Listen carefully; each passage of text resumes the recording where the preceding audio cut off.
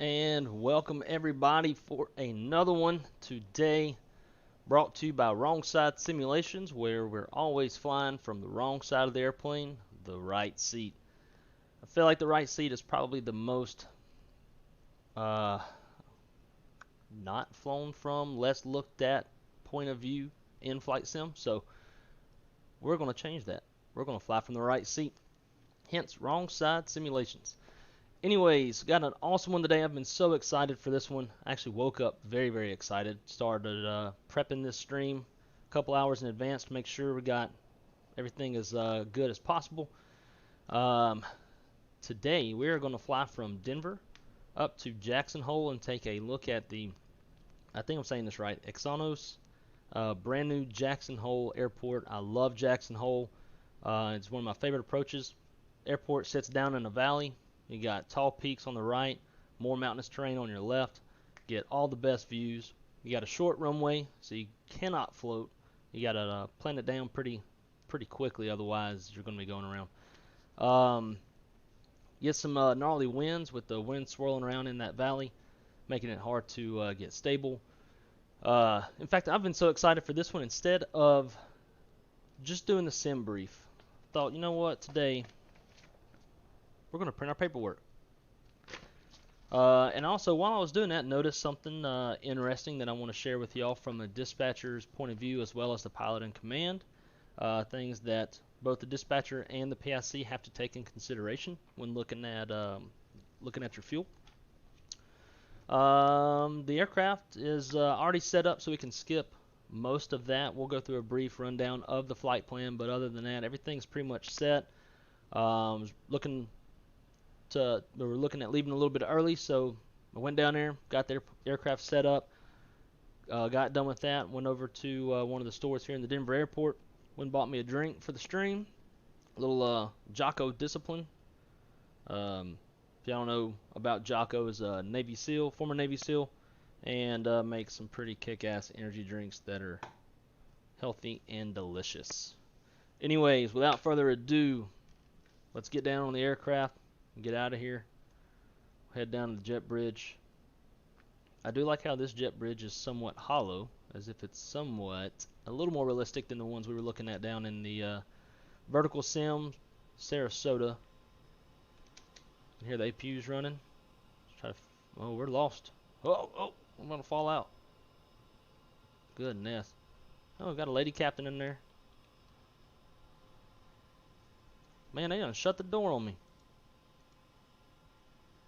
Pretty messed up. Okay. They realized they forgot the first officer. They're gonna get me on the airplane. Looks like the crew scheduling called a fill in and had an FO come fill in for me. All right, here we are.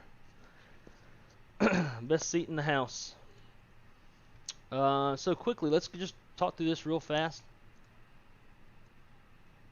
This is a good little tidbit of information for y'all.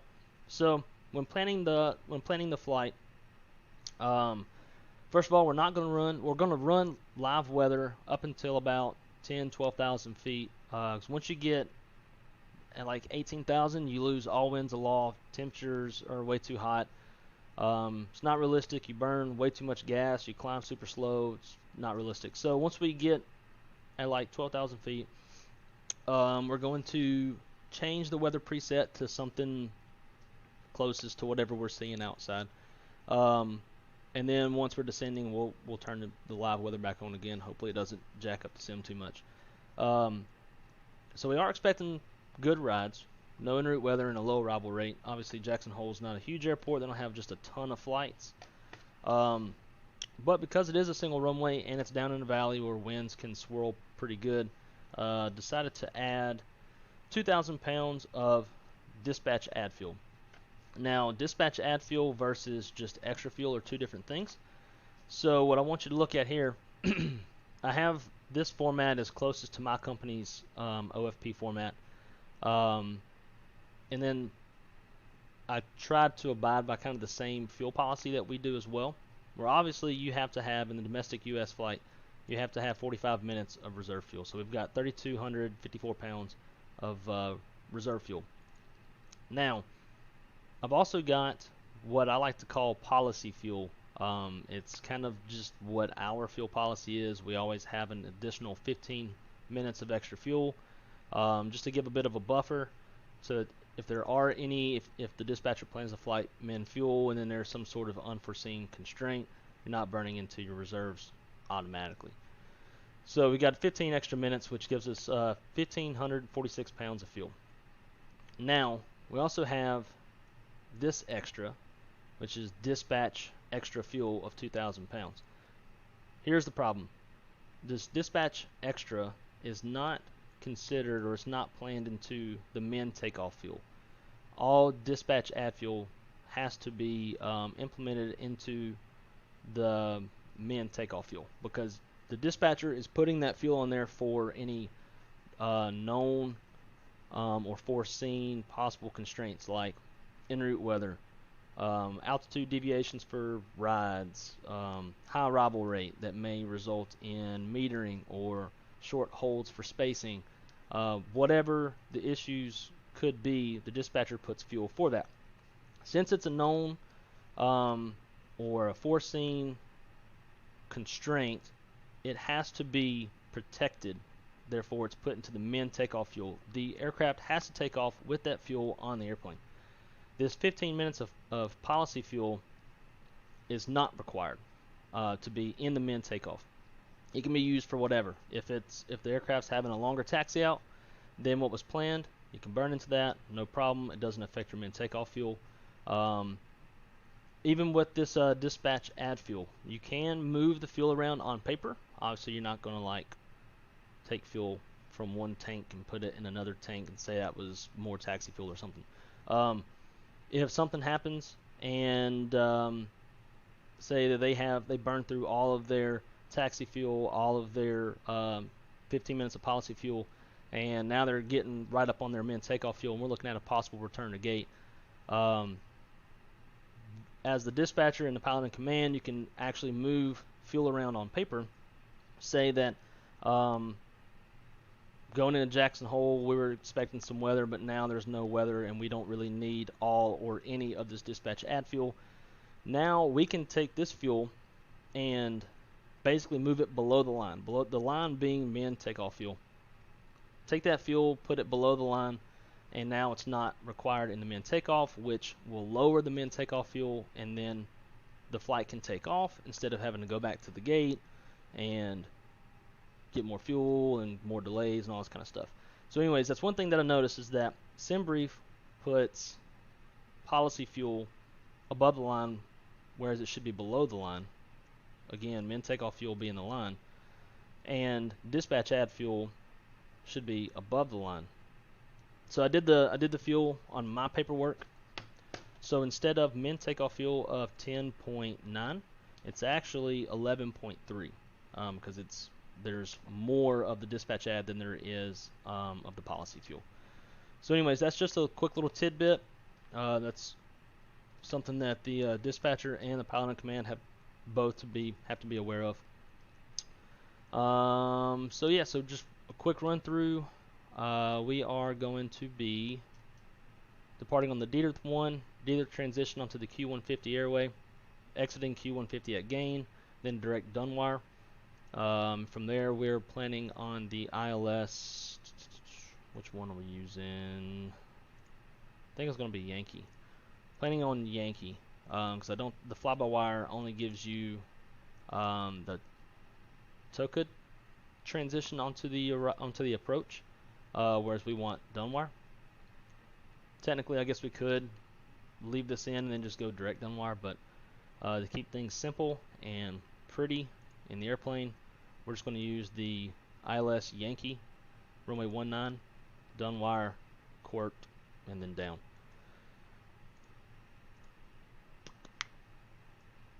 Cool, so there's that.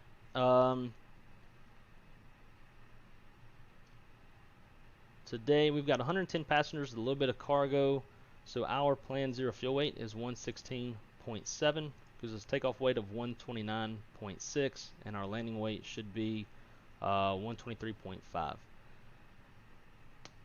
Other than that, I think everything else looks pretty good. We'll get rid of all this technicality stuff and get on to the actual flight sim. Aircraft set up. Our top altitude on this D-1 departure is 23,000 feet. Actually, I'll tell you what, we'll run through a quick departure brief. So we are here at gate Alpha 42. We're going to taxi to 34 left for departure. So we're going to push out and we'll taxi down. We'll come all over here. We've got 16,000 feet of dry grooved runway. Anything before V1 we'll stop on the runway and we'll assess the issue there. After V1 we're going flying. Mountainous terrain is a factor. Weather should be no factor. And then obviously on the D-1 we'll somewhat try to comply with all these constraints, but I'm not going to worry about that too much since we don't really have a very good VNAV. Typically, the pilots would go through all of this. So departing off of runway 34 left, we'll climb on heading of 353 to 5,934 feet, then climb direct across da-da-da-da-da-da. Main thing we'll look at is our top altitude, flight level 230. Bring this back up. Cool. Alright, so I think we're just about ready to go. We will start the APU. And everything outside is already pulled. Just got to close some doors. Still got our power hooked up. Jet bridge is hooked up. We've got flap open on the lower ECAM, so we can start the APU. We'll take this time to take a quick sip of my Jocko Go delicious energy drink.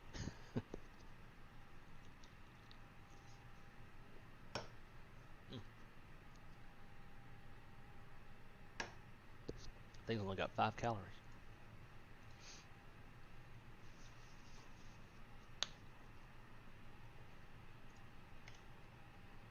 Alright, still waiting on an APU at 70%.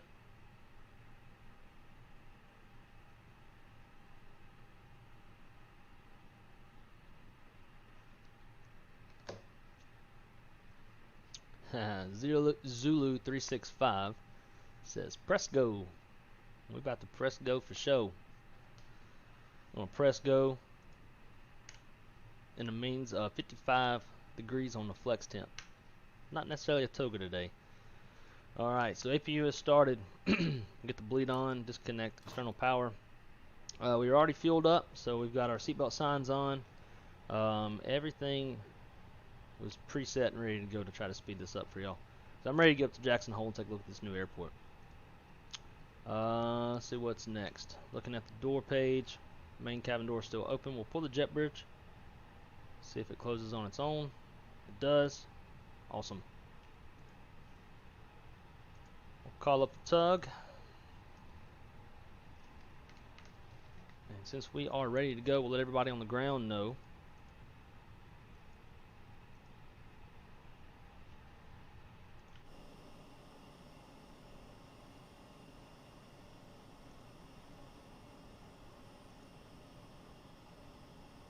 GPU's got a mind of its own down there. I wish they'd like make some sort of a tug pulling that thing around instead of just floating around on its own. Alright. Alright. Before start, checklist all the way. Maintenance log and tail is onboard and check. Cockpit prep is complete. Gear pins and covers are removed. Signs on auto. ADIRS nav. Fuel 11.3 required, and we've got 13.3 on board. Altimeters, we got 3033 set based off of the latest Addons. EFB is checked. Windows, doors, and slides are closed and armed. Beacons on. Thrust levers idle. Parking brakes on. Transponder is auto. Alright. The pushback should be hooked up and ready to go. So we can start our block time, release parking brake, and start the push.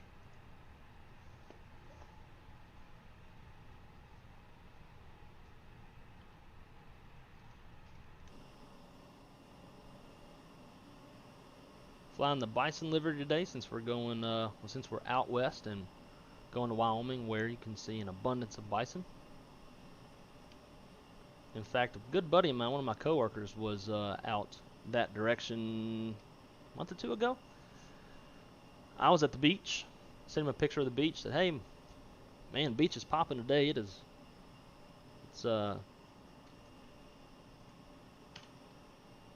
pretty well populated, lots of people out here." So he responds with a picture of bison on the road.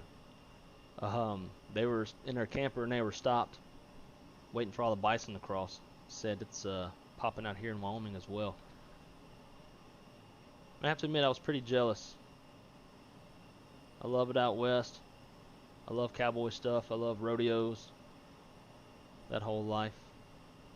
Alright, we can end the pushback. Set the parking brakes. Brakes set. Y'all are clear off headset and clear to disconnect. Y'all have a good one, Senior Tug. Alright, let's get in the airplane. We've been cleared to start. So we can, typically they would use this, but your viewers wouldn't be able to see the timer very well. So we're going to use this chrono instead. So come down here. I'm going to use my mouse instead of using my TCA throttle, since some of these aren't working with the latest update. So we'll go to ignition, check our bleed air at 35 psi, which is more than enough. I think you need 25 to start. We'll start engine 1, start the timer.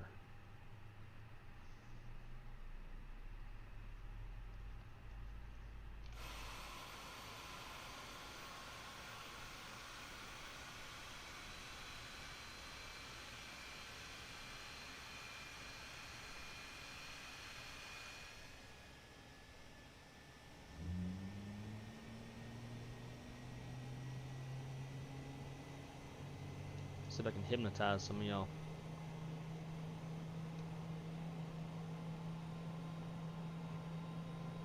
Ooh, that's trippy. Alright, so that nobody gets sick.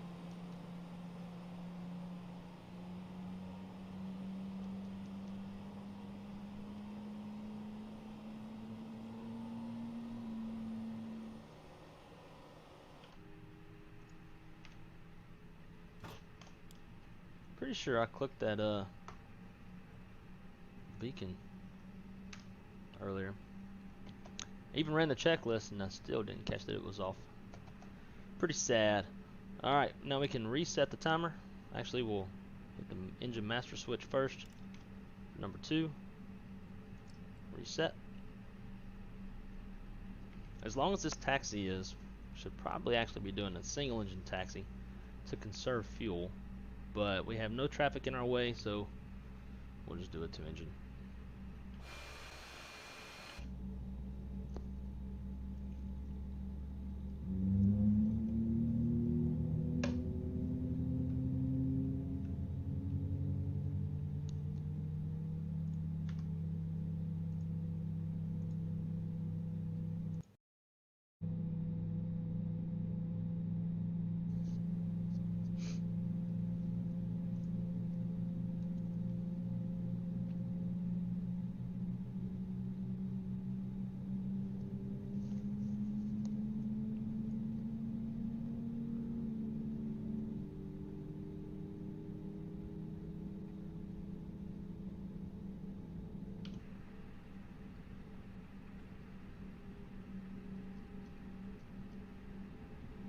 Alright, good start on number 2. Reset the timer for 3-minute engine warm-up. After start flow. Engine mode normal. Arm the spoilers. Reset rotor trim. Flaps 1. Transponder to auto. TCAS to TA.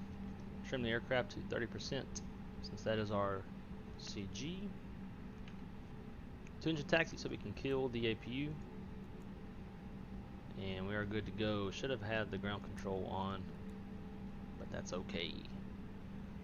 Alright. Let's get out of here. Hold the brakes down, brakes released. Let's start rolling. Brake check. Pressure is green.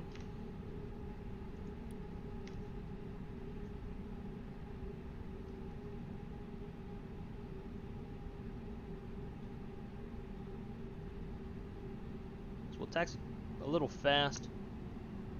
We got a pretty long taxi out of here. I wouldn't say it's that long. It's pretty much a straight shot.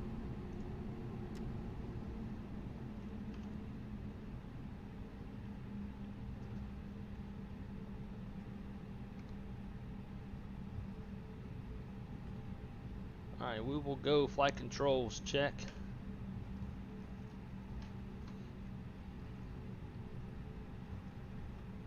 Once we get on that taxiway line. Alright, flight controls check. See, that's another issue I've been having. It's like something's up with the rudder. Ever since the update. I don't know what's going on with it. It seems like something else that's giving flight control input.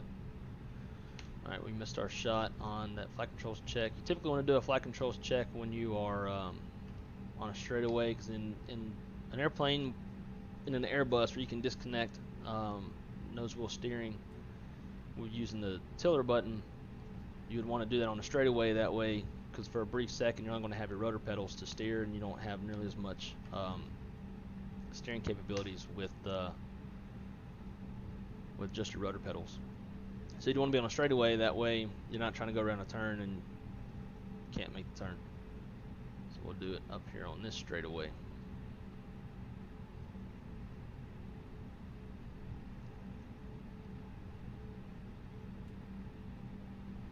In the real airplane, you would want to take these turns at 10 knots on the ground speed, and your fastest taxi speed should be no more than 30. Alright, flight controls check. Full left, full right, neutral, full up, full down, neutral, rudder, full left, full right, neutral. Pilot monitoring does there silently.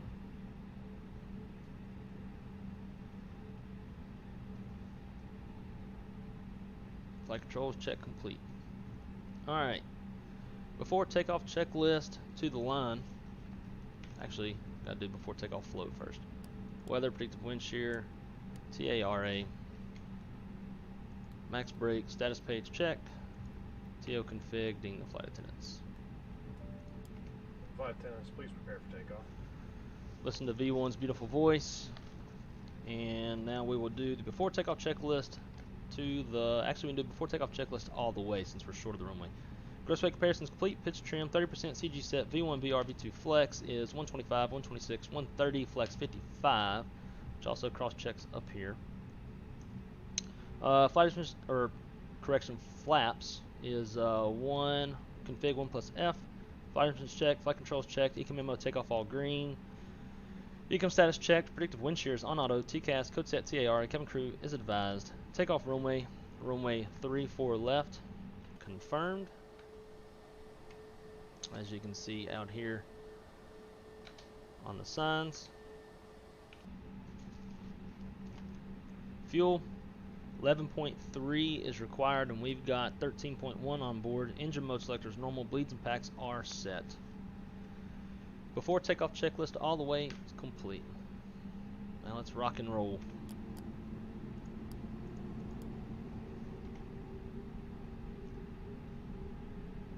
Runway heading for departure is 353.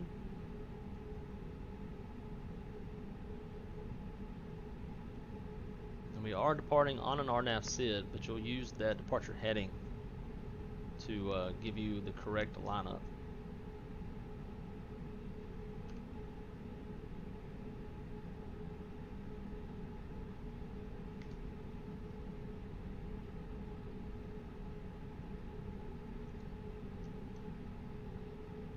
At least it's supposed to, but I've noticed in the sim it's not always straight up. Like it looks like it would be 351 on here. I don't know. We'll do that.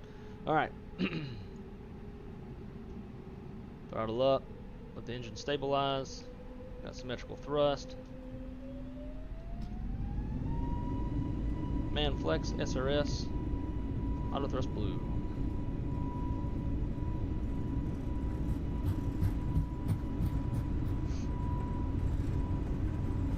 80 knots thrust set. Neutral by 100.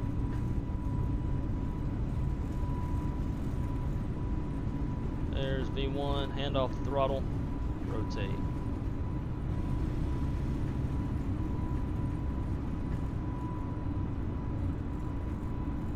Nav, got positive rate. Gear up, disarm the spoilers. 400 feet, we'll start our turn to get on that LNAV path.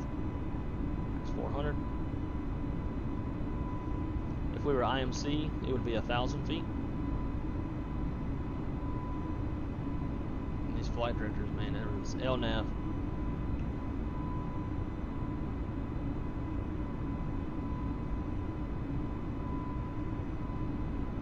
And I'm not going to pitch up anymore because we're already not accelerating at all. Alright, we got a positive trend on the airspeed. Thrust climb, climb.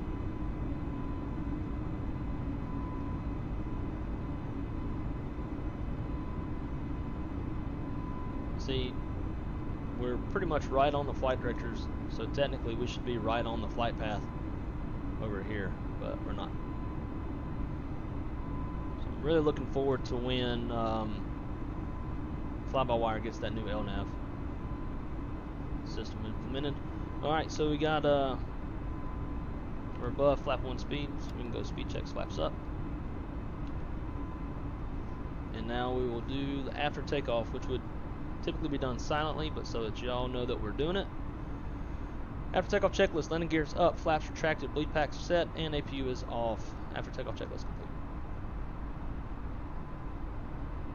It's a lot more fun to have somebody to do the checklist with you instead of reading it to yourself.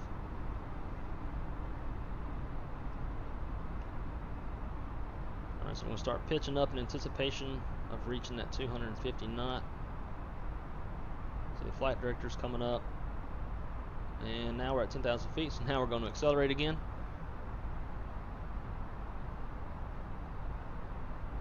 I'm going to put on autopilot 1 for now.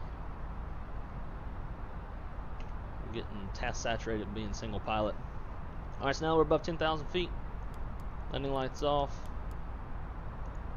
These two lights actually should come off as soon as you get off the ground. Ding the flight attendants. And now we're going to, so this weather looks, as of right now, it looks like scattered clouds. So let's go to weather and let's do preset scattered clouds. Nope, few clouds. That looks a little more what it was like.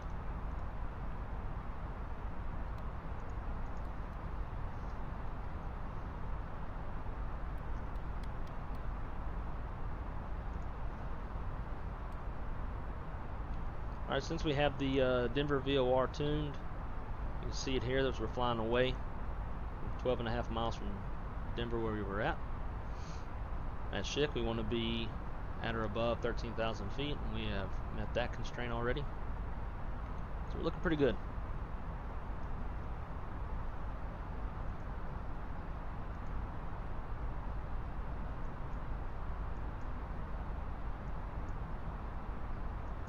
There's SHIC at or above 13,000.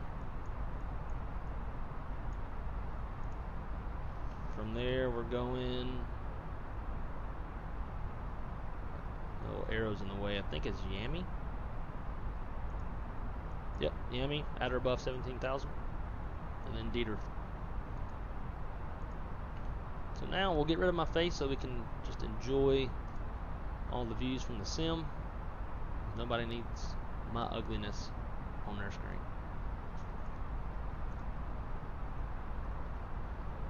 Alright, 1,000 until transition.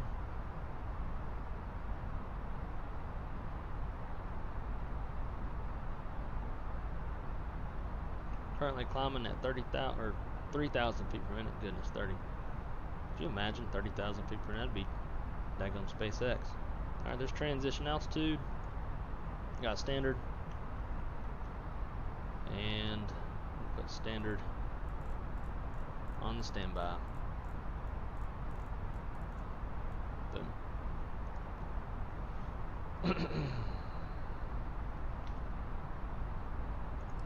Should have restarted this once we hit the runway, but it doesn't really matter because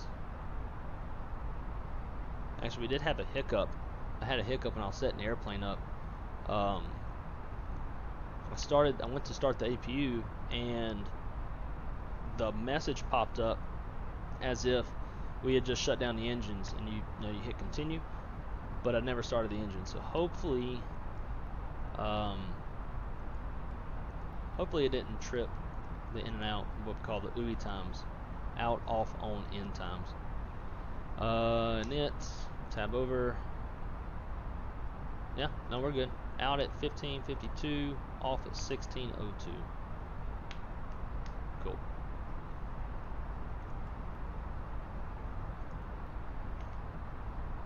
Alright, so now the next thing that we would do is you want to track your fuel on board as you cross your waypoints to make sure that your fuel burns are within where you'd want them to be.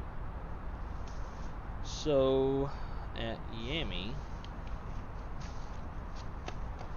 we should have 10.7, 10.8, depending on how accurate you want to be. If we're being dead on, it would be 10,774 pounds. And it's also shown we'll still be in the climb based off of the detailed flight plan on our OFP. So when we get to Yami in 23 miles, let's speed alt star, level off here for a sec.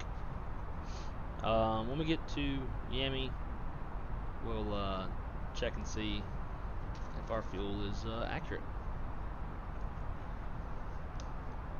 Alright, so ATC's holding us here for a short minute due to, I don't know, traffic overhead. And then we'll go back into the climb again. And this is a realistic scenario. Typically would happen at lower altitudes coming out of an airport. But yeah, it's still something that happens.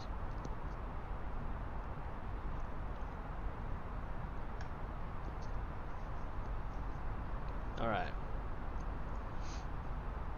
ATC just cleared us up to our final altitude, flight level 300. So we'll go 30,000 open climb, so we can climb as fast as we can. We got thrust climb, open climb, 30 blue, 30 blue.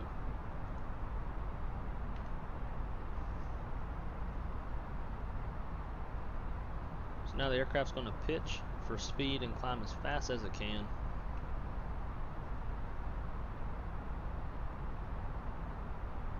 So as the aircraft is slowing down, it's going to pitch down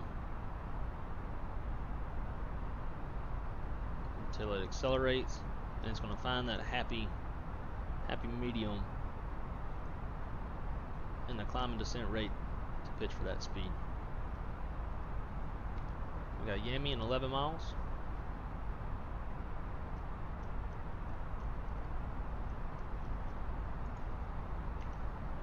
And one big thing that probably make my streams not as enjoyable as other streamers like Captain Canada, Blue Games, XP72, the greats.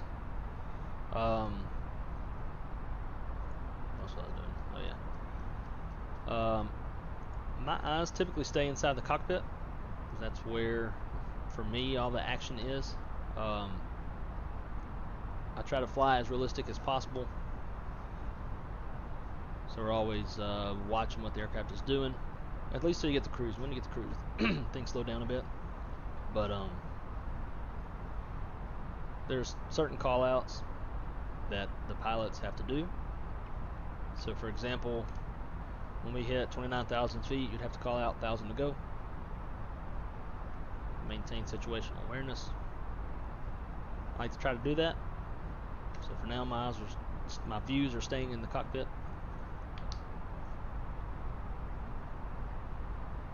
Alright, so there is Yami. Yami, again, we're supposed to have 10,774 pounds of fuel, and we are greatly underburning.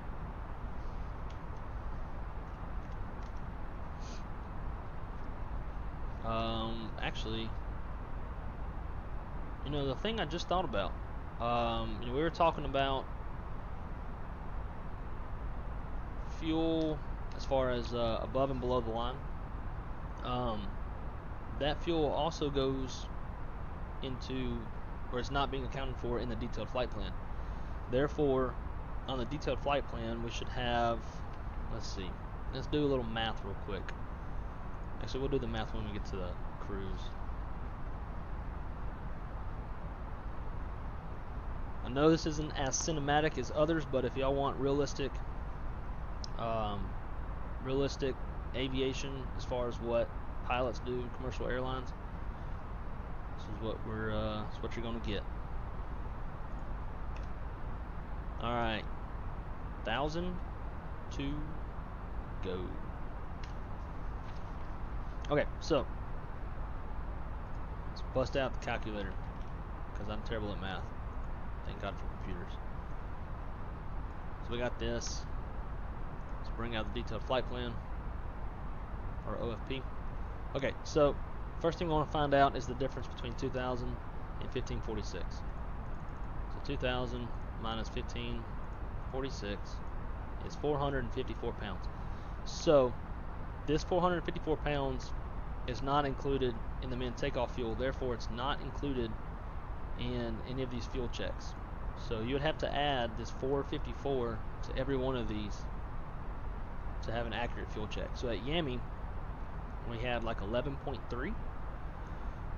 On the detailed flight plan, this 1074, or 774, I mean, plus 454. That is what we need to have on the airplane when we cross Yami, and we were like right at that. So the fuel burns are dead on for right now, but again, we're flying at least between like 12,000 feet up and down. We're going to be flying a preset, which is going to have drastically different winds, more than likely, than what live weather would have, which is going to be drastically different fuel burns than what SimBrief is going to use, since it's using live winds aloft, compared to the preset that we're using. Man, we're getting nitty gritty on the realism today. All right, so now that we're at cruising altitude, and as when we know this, since PFD is showing alt cruise, also tell if you're curious of what you have set. Cruising altitude, flight level 300. I'm gonna start looking outside a little bit more. On this routing, we're gonna have more mountains off the left wing than you're gonna have on the right wing. So we'll probably focus on this wing a little bit more today. Try to get as many views as possible. And we've got our bison on the winglet. I don't even know if they do that in real life.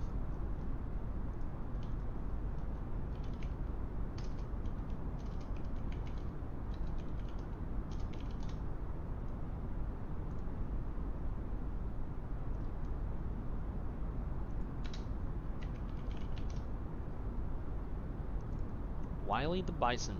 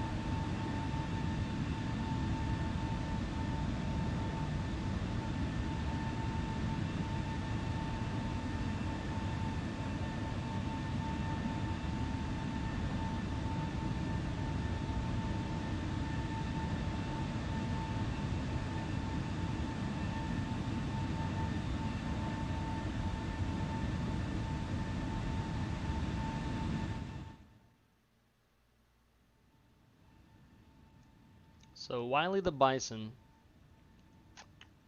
That's what Frontier's got on their website.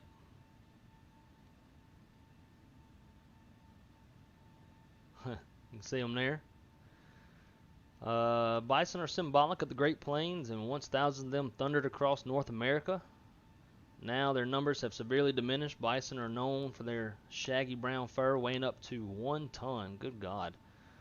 And massive size. Despite their massive size, bison can run up to 40 miles an hour, traveling large herds during the summer mating season.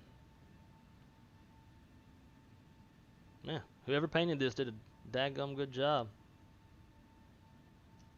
It's pretty cool.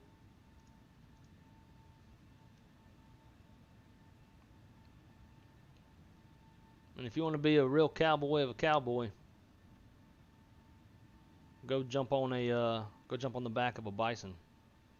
They can't rear up, and they can't buck. At least I don't think they can, but they can roll over on you, and they ain't gonna feel too good. Turn his volume back up.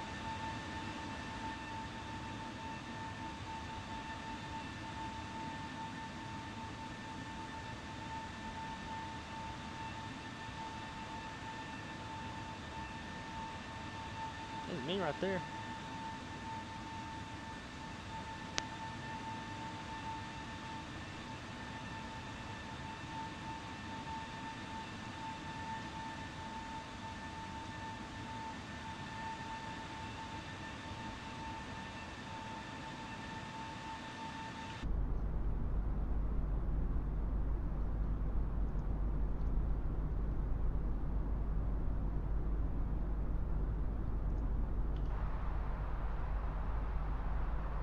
See where we're at.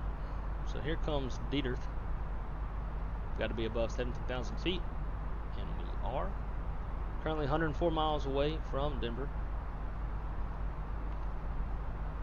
And we can turn the terrain off now. We're high enough. We're not going to run into any mountain peaks at 30,000 feet. Everything's been smooth so far. Kill that seatbelt sign.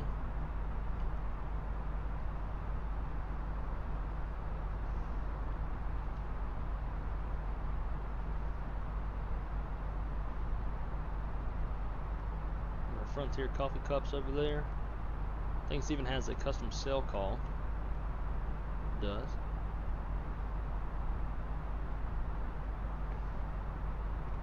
Now these placards, these are custom ones that I had made.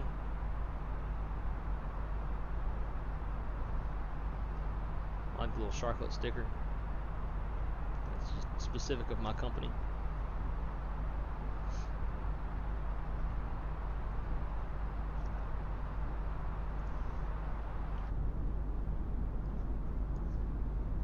I don't know how other people feel about this. I think it'd be kind of cool if you had some sort of ambient passenger sound from this view. Because clearly the view sound is from inside the airplane versus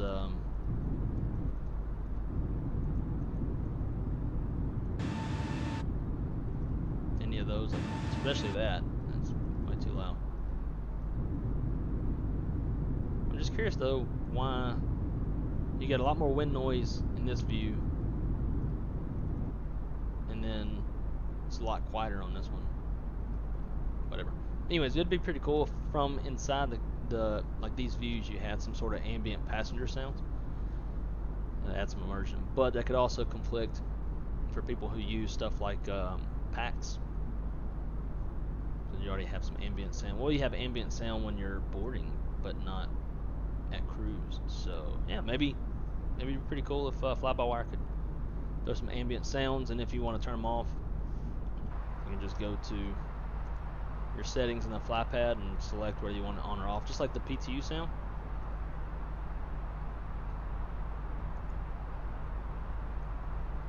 See settings. So like in the audio PTU, you could turn them off just like that. Just an idea.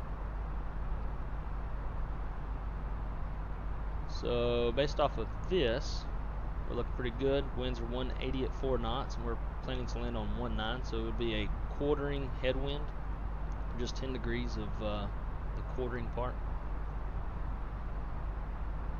which ain't nothing.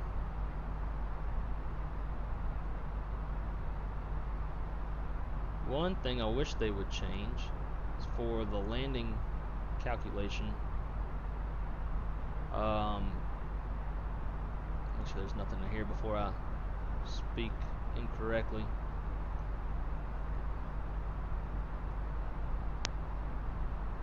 So, one thing I wish they would change is all this is in meters. For us Americans, we can run this, and it's not going to mean much to us unless we want to go do some calculations. It's going to be in meters, and we don't know what meters are. Or unless you're a sniper in the United States military, they operate by meters and the range in which they shoot.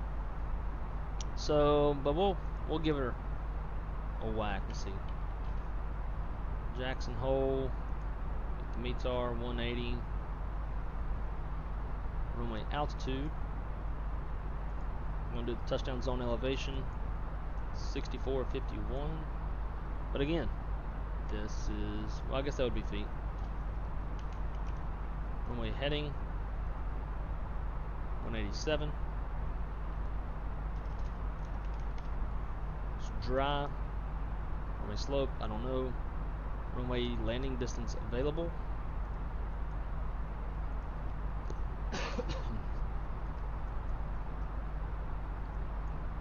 So we got any special notes on the LDA?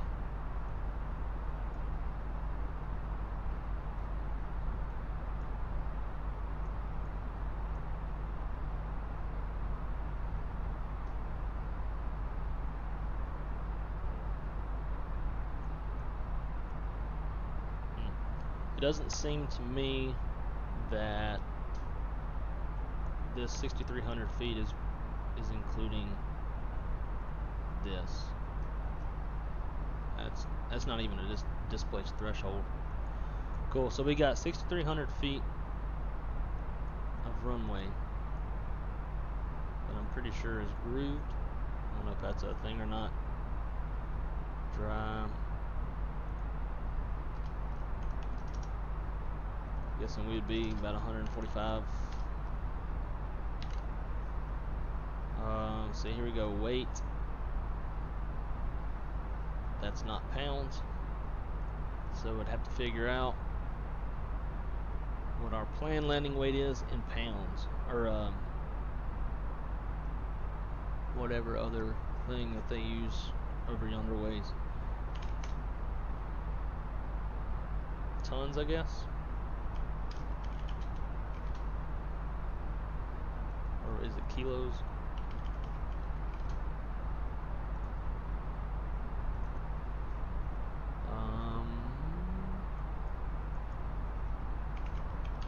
Pounds to kilos. So we need, our planned landing weight is 123,489, and that gives us 5613.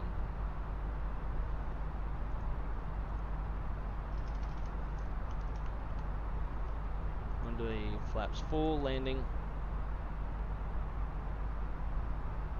Actually, no, let's go config 3 on this one. Overweight procedure, no. Thrust weight or reverse thrust, yes. Calculate. So for low, that gives us, now we got to change this to meters to feet. 3165. Ew, Lord. That's 10,383 feet is what we would need for low. We don't have that much runway. So now let's try 2151. That's 7,057 feet, which we also don't have. So it'd have to be like max braking, which is 1741 converts to 5,700 feet. So we're gonna have to do a max. At least based off of this, we'd have to do max max braking. If our approach speed's 140, See if we can go medium. Nope, still can't do medium. We'd have to be real light and fly real slow. If we were 120 knots on the approach speed, that gives us 1943. That still exceeds it. We've got 6,300 feet even, and we only at this approach speed and our current weight and all, we're looking at 63.74. So we would overshoot the runway by 74 feet. Now this is not from. This is from the beginning. This is from here to here. It's not from the touchdown zone to the end of the runway. The touchdown zone, you're losing like another 500 feet or 1,000 feet. So I think it's 1,000 feet from the threshold to the touchdown zone. So we're going to be landing with max braking. We're going to kill our brakes, and it's going to be a good time. Looking for a. How does it do this? It won't take 6,300 feet. Or is this in meters? Goodness. Alright, meters. 6,300 meters. Nope. I need to reverse my conversion. See, this just ain't even worth it. We just need the conversion built in. 6,300 feet gives us 1920 meters. 1,920 meters.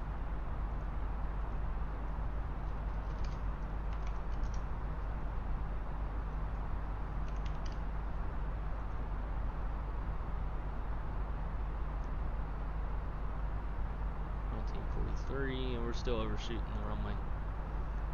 So I guess we're going to auto or max auto brake.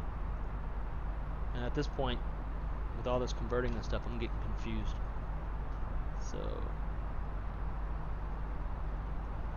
we did miss our last fuel check at Dartmouth, since we were busy messing with this landing calculator.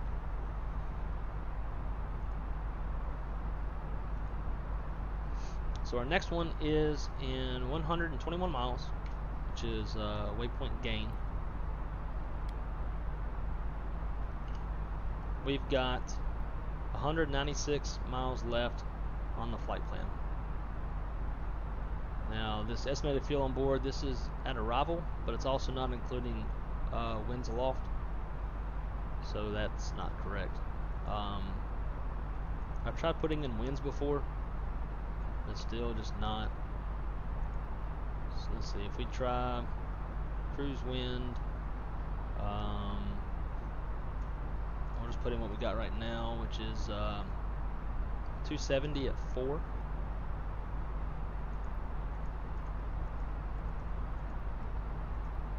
At 30,000 feet,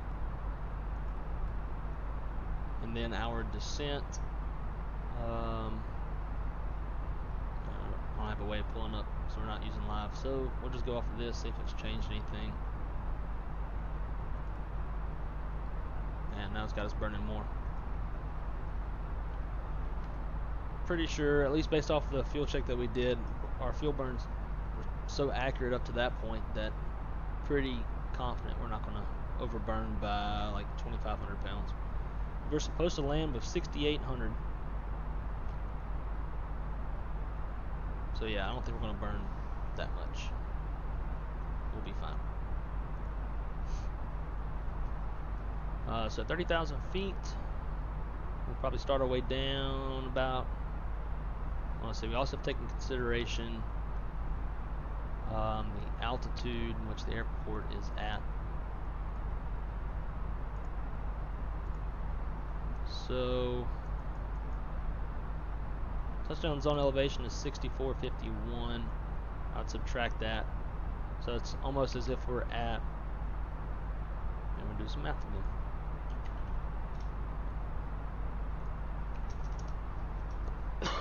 $30,000 minus 6451. So it's almost as if we are cruising at 23,500 feet AGL above the airport. So we'll start our descent at like 80 miles, maybe 85, something like that.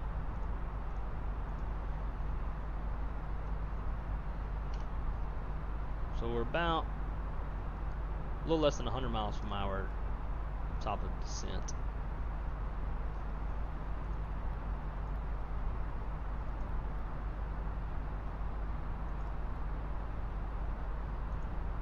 Don't need Denver no more.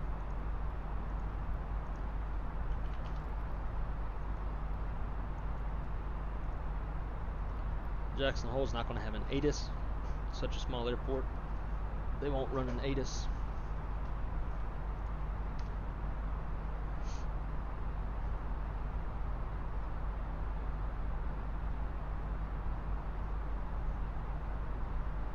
So Zulu 365. How's your day going, my friend? Hope the day is well. It is absolutely a beautiful day to fly, especially if you control the weather like I'm doing right now.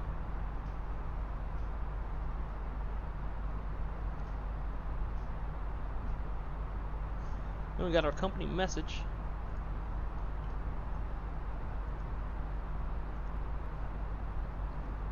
Oh, interesting. Alright, so winds are variable at 4 knots. So we're still good on the runway that we're planning.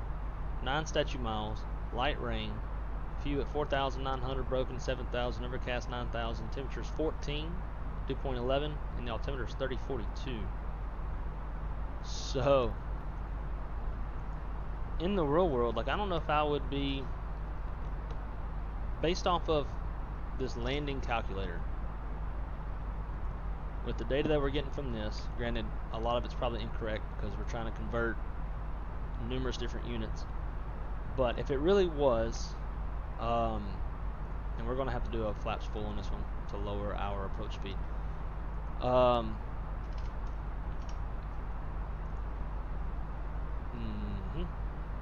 Yeah, so there, so we can tell we're exceeding the runway here. Runway landing distance available. So I don't even know what's what anymore.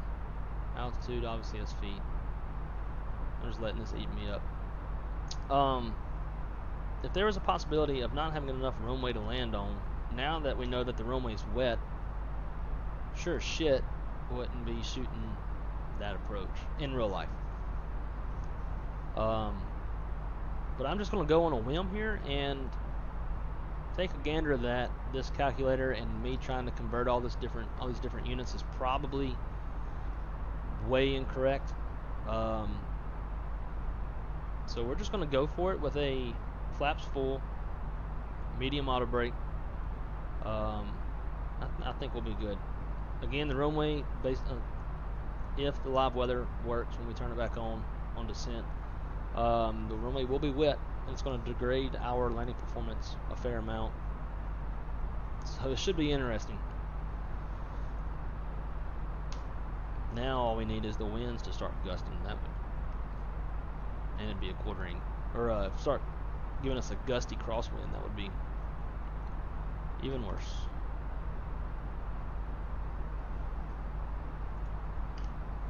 So in the flight plan now, 152 miles, so we got 50 miles till we start our descent, or 70 miles till we start our descent.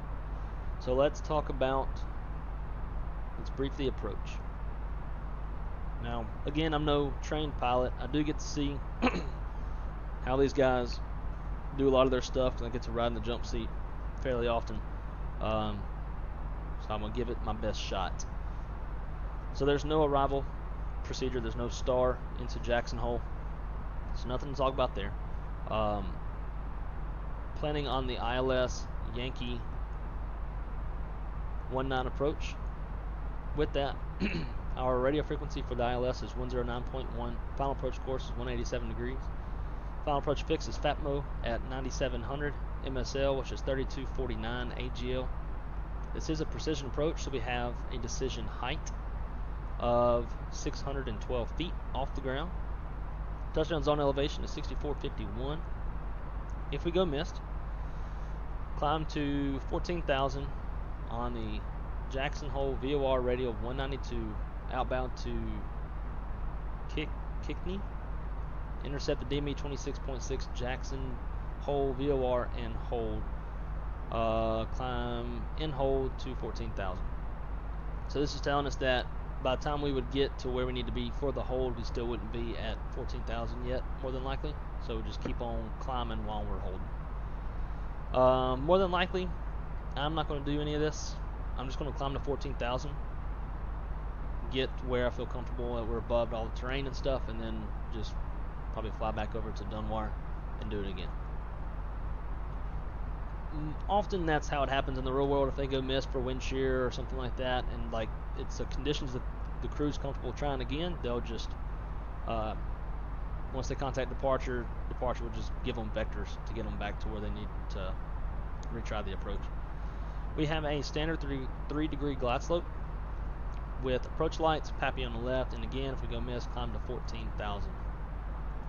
Minimums: 612 feet AGL, which is 7,063 feet MSL, and we need 2 miles viz, and we have all of that. So we are legal as of now to attempt the approach. Once we land, we will probably be exiting at the very end of the runway at Alpha 1, and we'll take Alpha 1, Alpha to whatever parking spot looks good to us. Runway as of now is wet, so weather is a factor, or at least runway condition is a factor.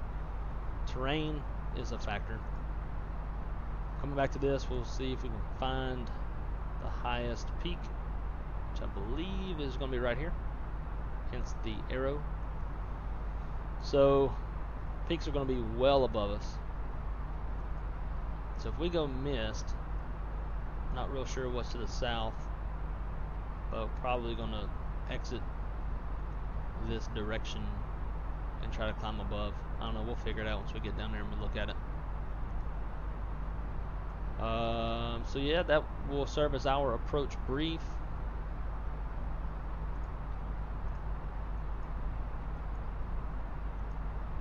So since we're shooting an ILS, we'll go ahead and arm our ILS push buttons.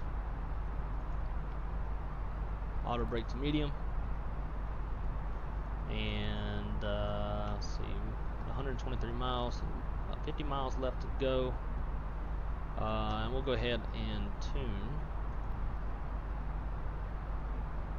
Jackson Hole VOR.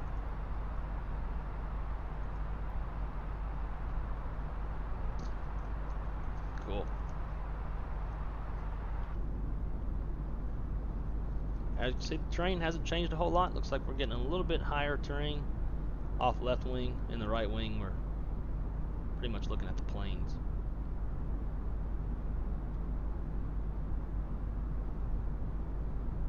So if you had to choose, would you rather live in the plains where terrain is a little more flat, wide open, you can see for miles and miles, or would you rather be looking at something like this, or even higher peaks of mountainous terrain, which would obviously have lots of great hikes if you're into hunting, finding some big game to hunt,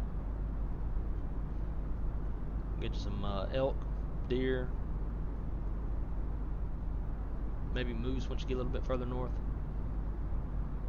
Out here you can get you some good varmints, get you some coyotes, probably deer as well. Well, for sure deer.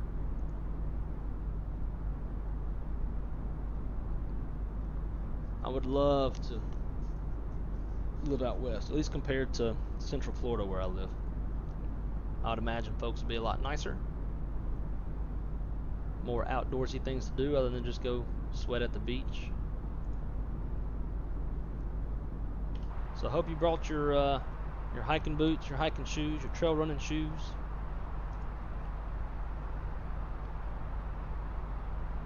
We make our way into Jacksonville, or Jackson Hole. Hopefully we have a safe landing, and then we can go hike some mountains.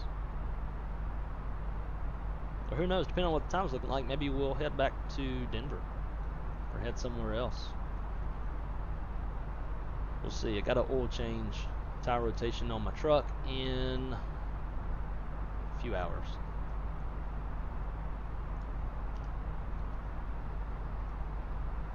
$104 miles now. If you want to see how far you are from the touchdown or the threshold of the runway you're planning on, put in the identifier, the runway, place it in here, and now you can see in a straight line we are 81 miles. Well, we are more concerned about the total distance left on our flight plan.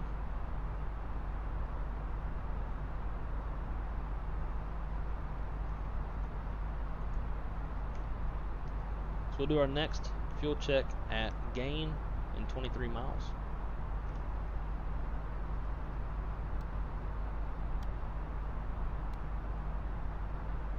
And I like to keep the captain's side a little further out, and then my side a little further in.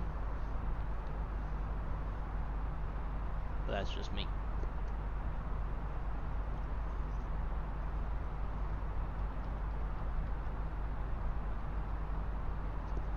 Also, I think we're going to attempt to do the landing replay. I do want to take a look around this new airport once we land and kind of give my 10 cents on what I think of the airport and give y'all a good look as well, so that whenever if you're interested in buying this airport from Axonos, you'll know what you're getting. Just not sure if the replay will mess that up or not. I don't think so. We'll still be able to access drone camera and all that stuff. My luck, we'll probably have a crashed desktop because we're trying to use some fancy add-on with as unstable as the sim is right now.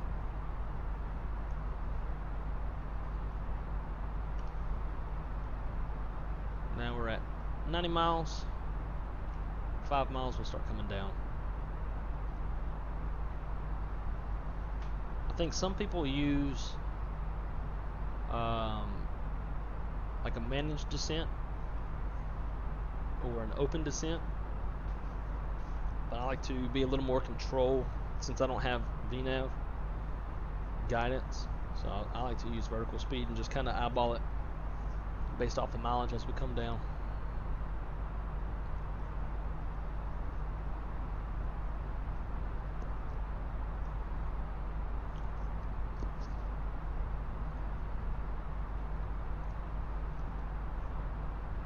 Seven miles to GANNE.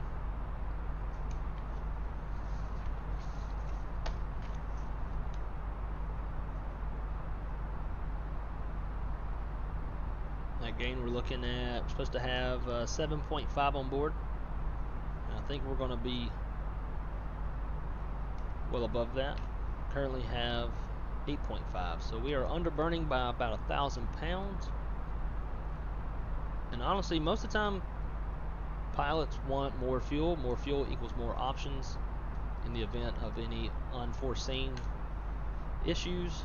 But at this time, going into a short runway like Jackson Hole, I would rather not have the weight, so I can have a shorter stopping distance. Been out of the gate now for 54 minutes. So there's GANNE, and yeah, we are anywhere between 9 to 1,000 pounds under burn. Let's see, so looking at our plates, we don't have any sort of altitude constraints. The McDo says it wants us at 7,800 feet, so let's play it safe because there is mountainous terrain, so we'll go down to 10 to start. We'll descend about 2,000 feet per minute. May have to throw out some boards to maintain the speed. And you can see we're starting to get into some more mountainous terrain off to our right wing.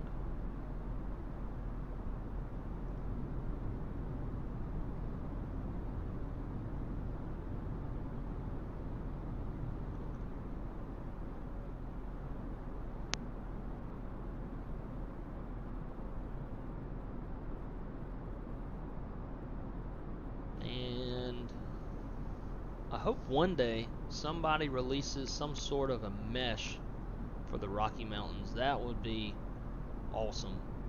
Give us sharper, nicer looking peaks. If the peaks are that way. I want whatever is most realistic.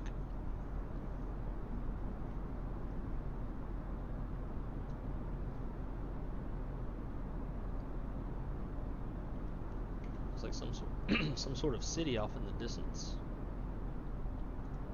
Let's see where we're at. Maybe Pinedale, whoever that is, or Afton. It's probably Afton. I don't know. One of them two. Yeah, it's probably Pinedale, looking at the angle how we're looking somewhat behind us a little bit instead of straight out.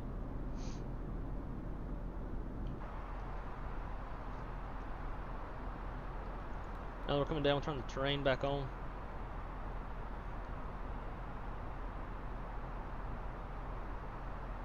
And let's go ahead and do the approach checklist because it's going to get busy pretty quick.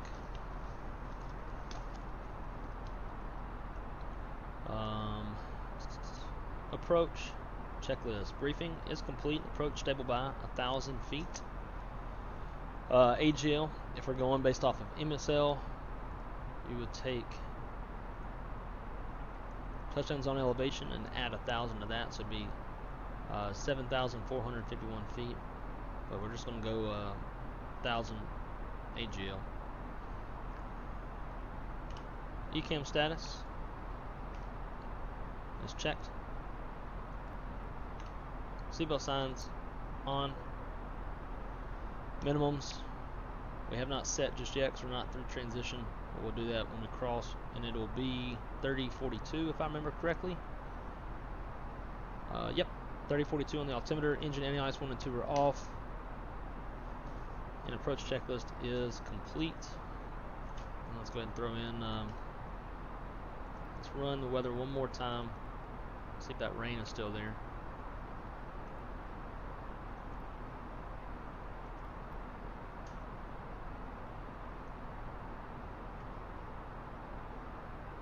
Looking for that company message.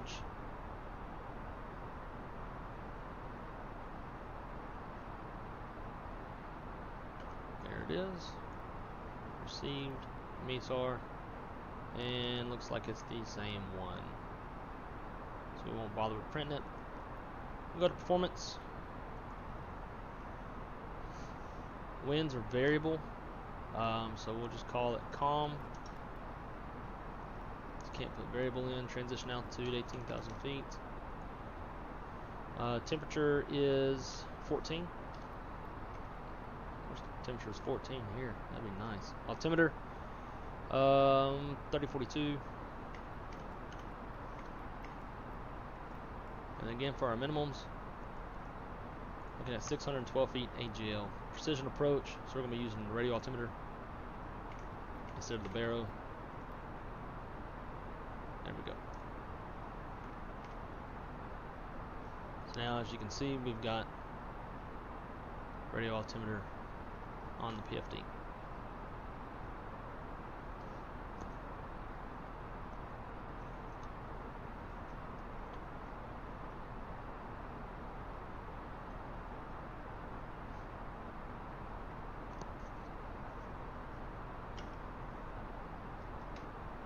So while we're descending, we'll talk about fuel management. So let's say when we were climbing out, we crossed Dieter, whatever it's called. Let's say we were overburning, and we want to mitigate any further fuel overburn as best as we can to conserve our gas, and try to get it back closer to where we want it to be. You can do one or two things. You can go to your cost index. Now, if it were modeled in the fly-by-wire, which it's not yet, you could drop your CI to 0. So if you look at cost index, it's numbers from 0 to 999. Typically, at least in my airline, we focus between 0 and 99. If you're really trying to go fast, if we got some crew duty issues and we really need to reduce the block time as best we can, we're gonna We'll go up to 125 on the CI, but the higher the number, the faster the airplane will fly. But also, the faster you fly, the more fuel you burn. So, if you want to conserve fuel, you go CI 0. And if it were modeled, dadgum. If it were modeled in the airplane, you would have seen this managed speed decrease. So there's 18,000, transition. And now we'll put in 3042. And can't forget standby.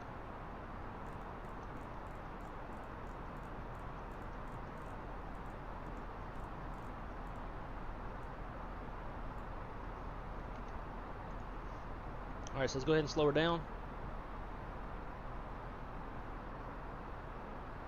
Start with 240.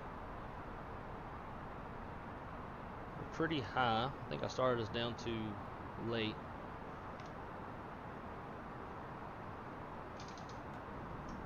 Put the boards out.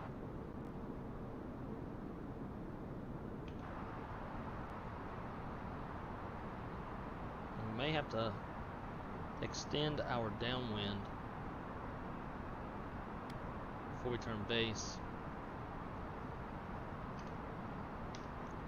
Terrain looks relatively low out there. Let's go. Let's turn to the right. Let's look at our chart. Opposite of what we want is 007. So that should put us parallel to the runway.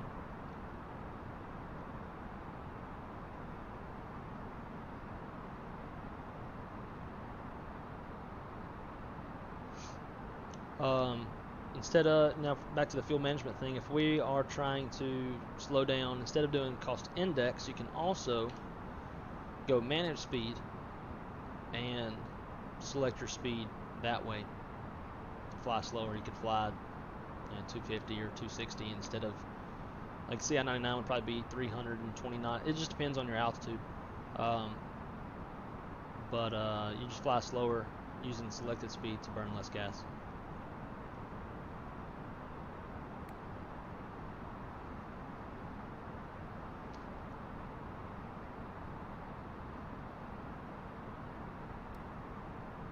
Keep my outlook a little bit further out, so if we see any high peaks that may turn into a problem. We shouldn't have to extend it too much. When we get to 13, we'll start the turn.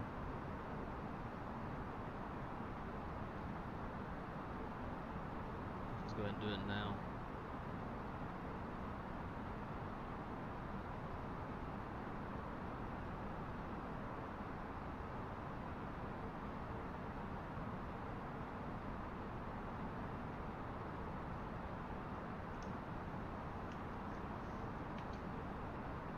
Keep my eyes out the window, looking for any peaks that may be an issue.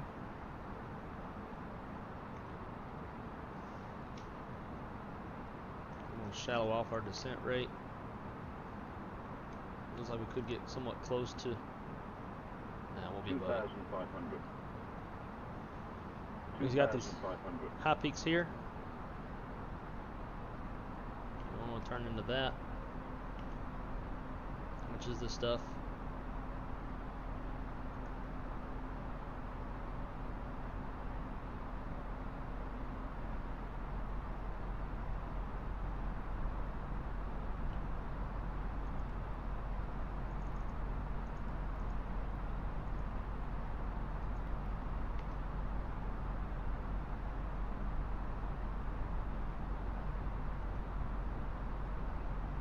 Now that we're clearing this, keep on coming down.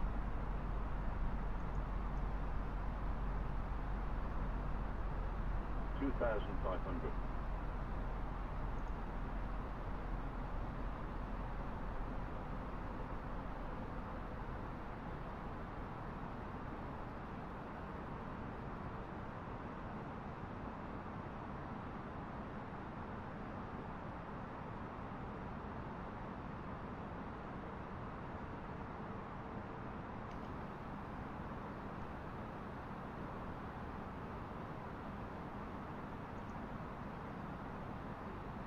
2,500. 2,500. And we'll keep us in heading mode and get us over here towards Quart that way, so it doesn't keep trying to turn into this terrain. It's going to keep trying to fly back to that green line. There's Alt Star, 10,000. Bleed off for speed.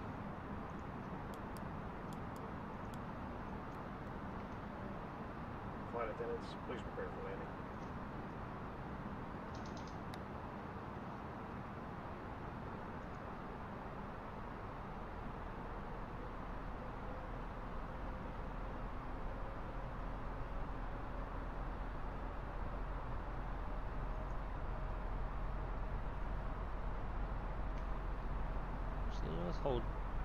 Let's hold 10,000.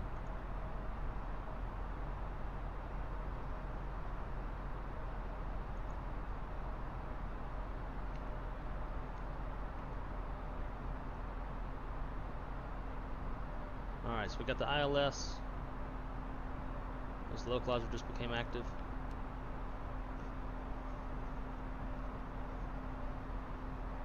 $10 miles, or 18 miles out. Our speed's good for now. Localizer's captured.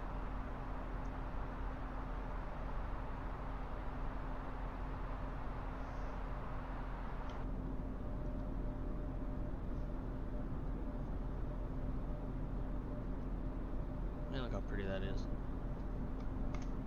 Screenshot.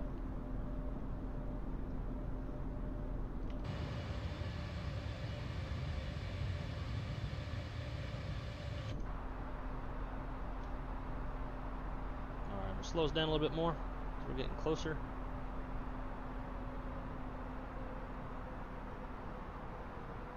Let's turn on, this might screw stuff up a little bit. Let's go back to FlyByWire. And now at flap 1 speed.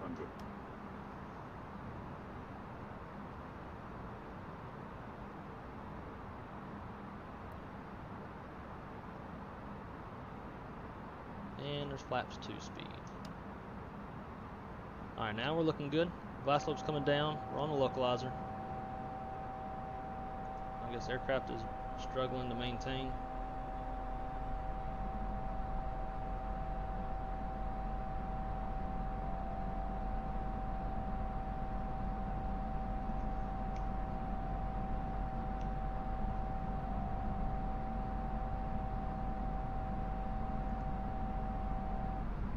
That alarm up.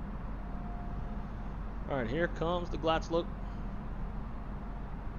Glide slope star.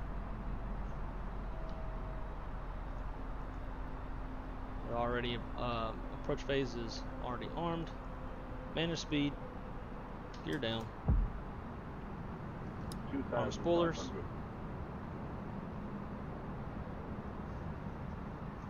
And I'm configuring early. I don't want to get too busy with this short of a runway. Missed approach altitude, 14,000. On the second autopilot. So now we've got glide slope, localizer, Cat 3 dual, autopilot 1 and 2. Go flaps 3. And flaps 4. Our VAP speed's 126. Definitely better than 145 I was looking at a while ago.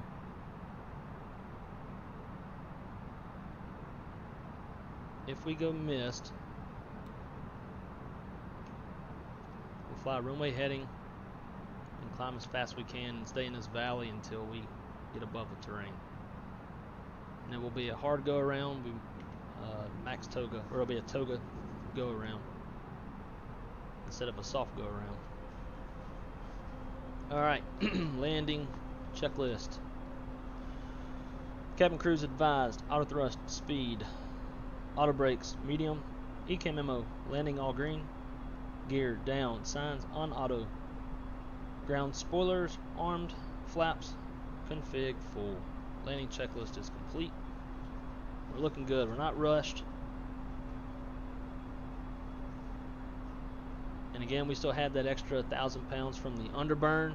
That is totally okay to burn that, but being configured a little early helps us with our speed or our landing distance.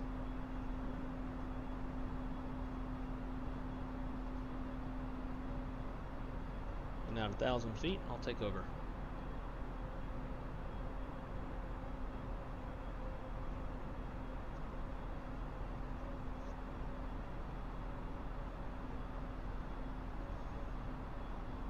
Alright, Zulu 365, sound off in the chat what you think my landing rate's going to be. Keep in mind, it's a short runway, we cannot float. We got to get it on the ground pretty quick. So it may not be very low. Alright, so we got 1,000 feet and we're stable. We're actually at 800 feet. Too busy focused on talking to the chat. 100 above.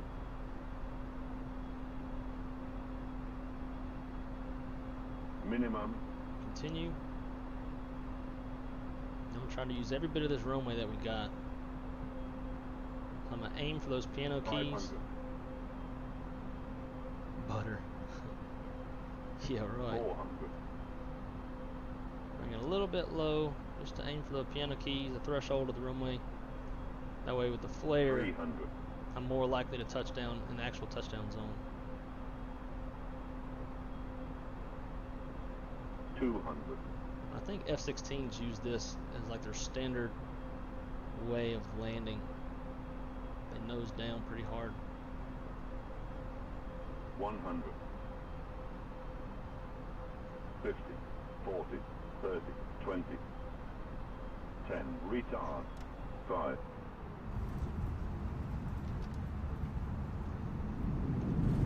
Spoilers, reverse green, decel.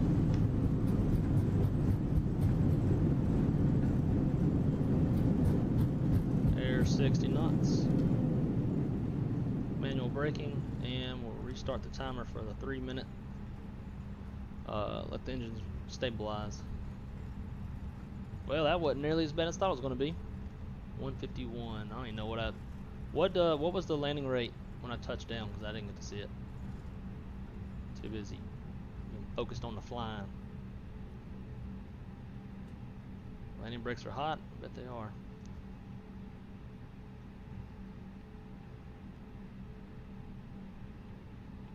Ladies and gentlemen, welcome to Jackson Hole, Wyoming.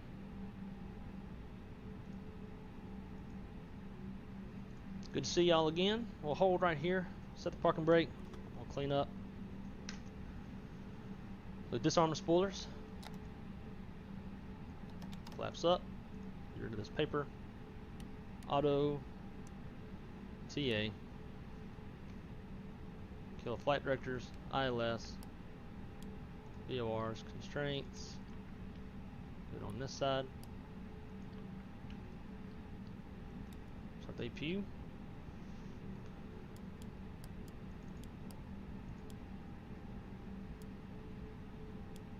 Set the lights. And now, after landing checklist, exterior lights are set, flaps retracted, TCAS standby, or actually it's TA. Engine mode selector is normal, ground spoilers disarmed, radar and predicted wind shears off. After landing checklist is complete.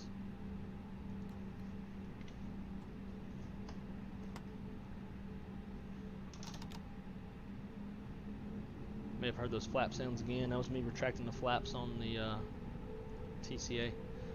Negative 110. That's not bad, especially for a short runway like this, trying to get it on the ground pretty quick. I'll take it. I totally forgot to do the landing replay. I always forget that thing.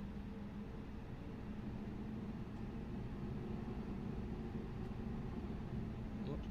Got a little thunderstorm out there.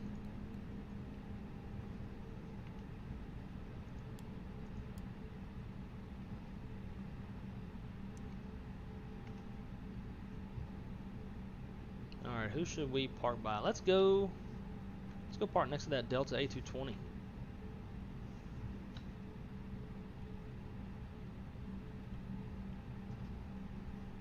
Airport looks good.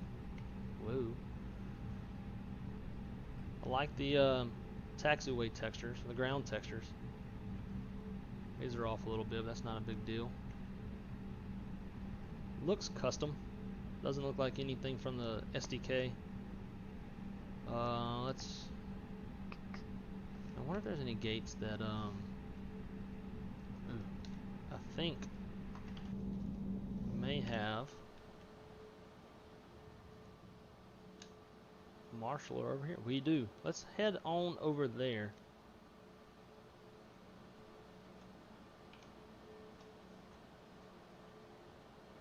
So we can actually have a marshaller.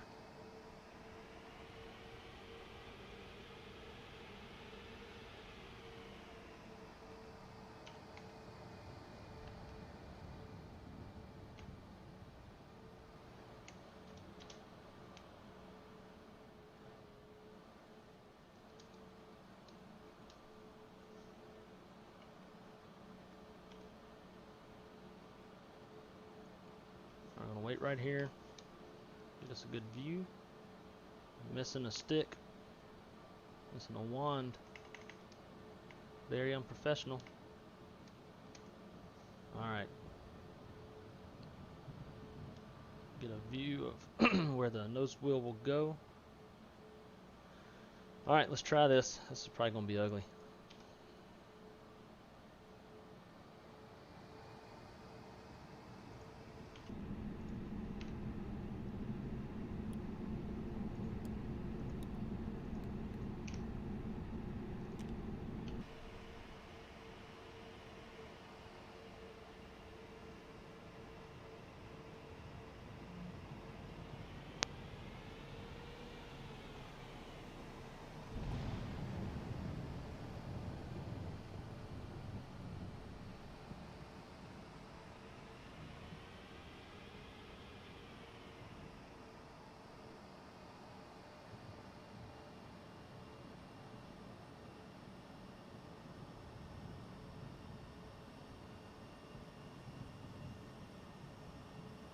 Alright, we'll take it.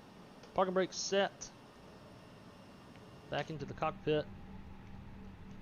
We have had our 3 minutes for the engines to restabilize. So we were good to shut down engine number 2. Now that it's shut down, we have the electric pump on to shut down engine 1. I'll turn this off. Shut down 1. Get our dumb little message. Cool. So there's that. Beacon off. Seatbelt signs off. Fuel pumps off. This should still be good because it's like 14 degrees Celsius outside, so it's not the warmest, nor is it the coldest. And external power, we'll go ahead and just turn that on. Because it say that APU has an auto shutdown. It's good to have the GPU on so you don't just lose all power to the aircraft. We'll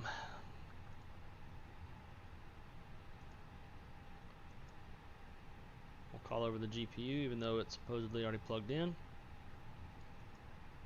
Aft doors. Baggage now. Stairs. Let's see if these stairs work.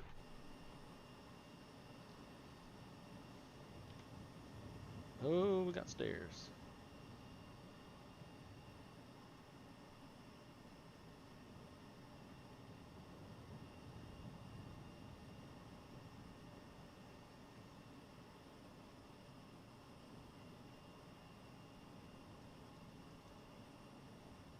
Hopefully the stairs actually stay.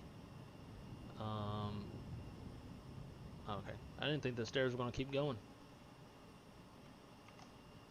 Get that screenshot. I like seeing all the noses of the airplanes.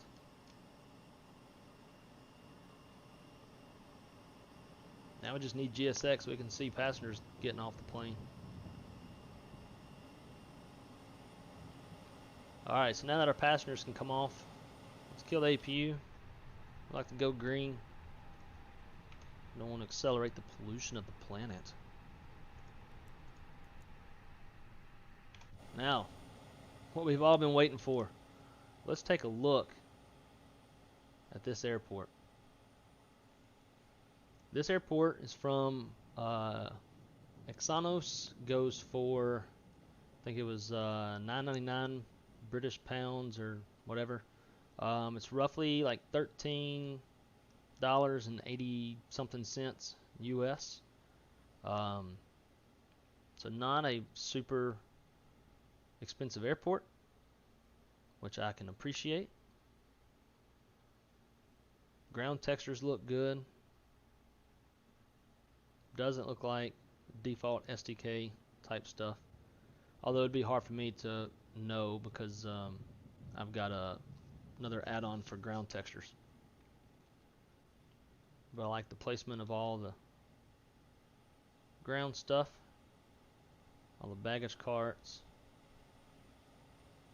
Looks like freighter pods. Or de-icing trucks.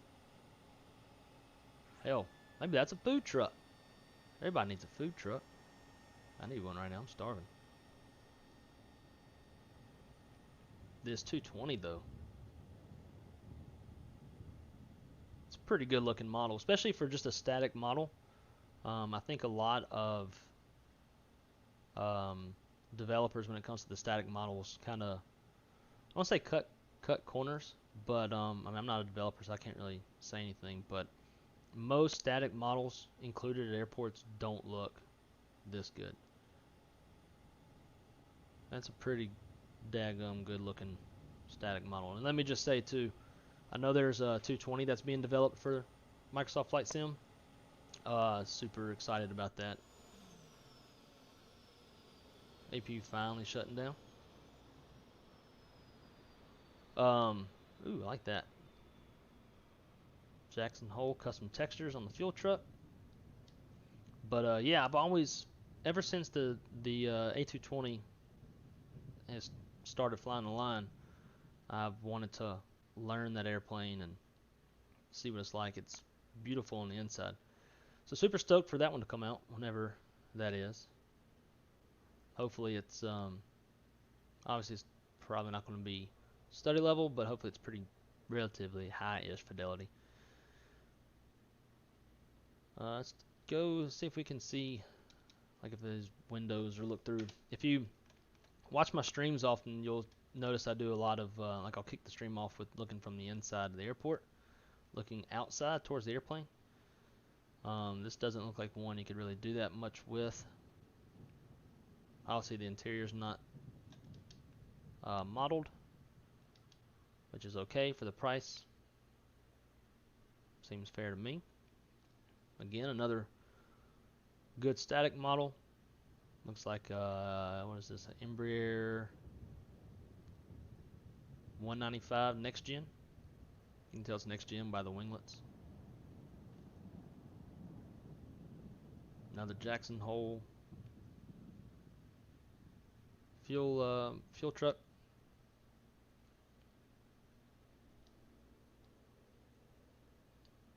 Got an American 319 CO with the CFM engines. Yet again, another good looking static airplane.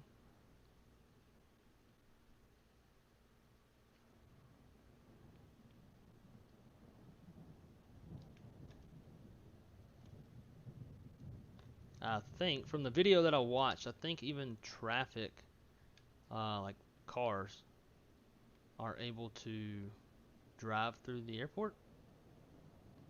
So they just do. This dude's stuck. So I'm pretty sure in the video that I saw, the trailer for this airport, they had vehicles driving through here. Not really matters a whole lot. Probably won't see it if you're actually focused on flying stuff. You're not going to be looking out around here too much. One thing that I think has been missing from a lot, at least like the standard default scenery for Jackson Hole, is you only had like 4 gates for airliners. Now we got more over here.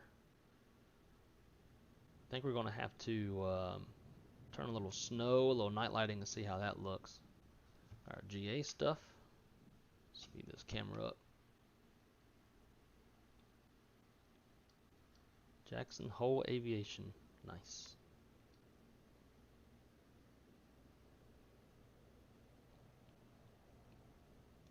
Alright, so let's do this. Let's come back over here. Let's change the weather a bit. Actually, let's change the time of day first. I want to see what the night lighting looks like. I don't know about y'all, but my mouse doesn't work in drone camera mode. Let's see, weather. Turn the live off and change the time of day.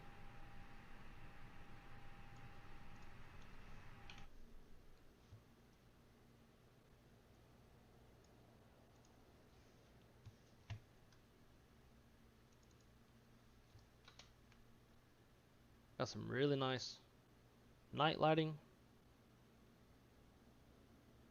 Parking lot's all lit up. The ramp is lit up, which I think is very important. At this point in flight simulation, I don't think it's it should be mostly unacceptable that the ramp's not lit up. But again, I'm not a developer. I don't know the technicalities that go into that stuff. But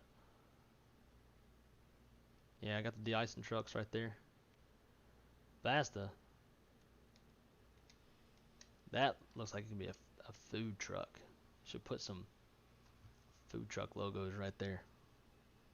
Some Mexicano. Alright, so now that we've looked at the night lighting, I don't think much changes with any of the lighting for the runway.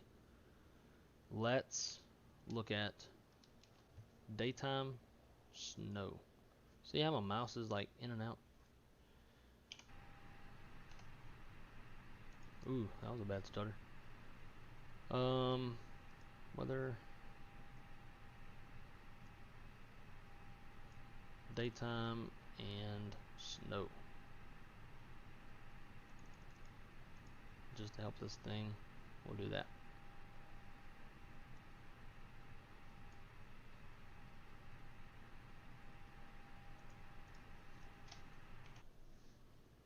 Nice. So at least the ramp is cleared off. Because I've had issues before where taxiing into an airport getting snow, there's so much snow that you can't even find the taxiway line, you can't find your parking line. And it doesn't look like that's going to be much of an issue here.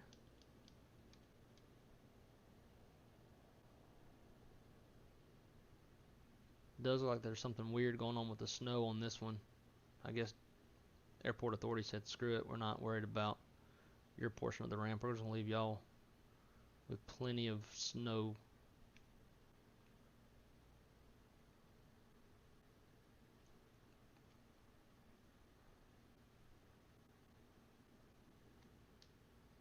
I don't know about y'all. I like it. I wish there's the effects that you get on the runway with the snow, where like some of it's covered, some of it's not, but you can predominantly see the runway.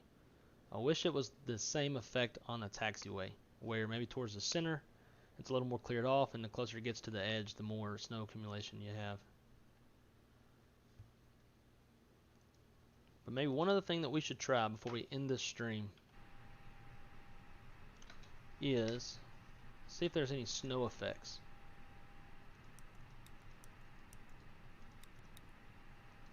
So we're going to fire up the airplane and just do a quick little takeoff and see if there's any sort of snow effects while you're taxiing and on the takeoff. Just going to get everything back to a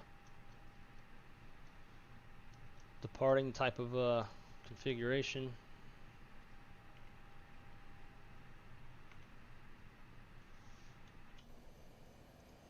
We'll tell these guys to go home.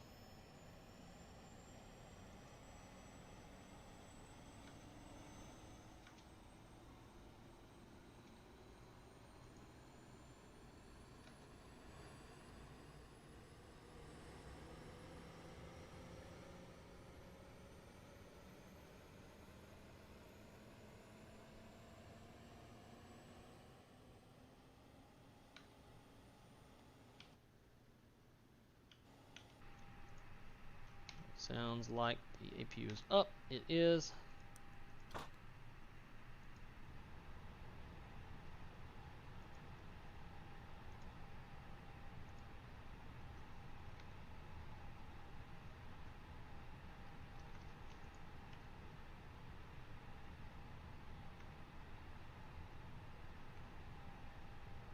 And for this test, we will increase snow depth to the max. I don't understand why we don't have any precip. Make it cold as hell outside too. Whatever, I'm not worried about the precip. Don't need it. Alright. Let's see, make sure everything is set. Da da da da da.